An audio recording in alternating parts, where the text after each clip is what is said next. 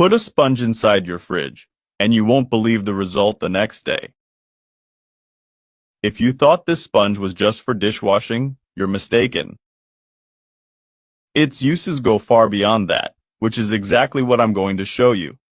But before I reveal the purpose of putting a sponge in the fridge, let me show you some other uses for the sponge that will also come in handy.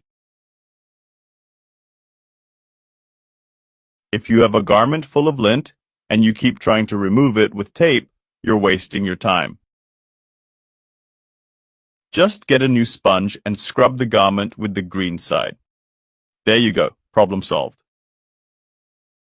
Another great use of the sponge is cleaning the high areas of our home, especially if you don't enjoy climbing up ladders or chairs.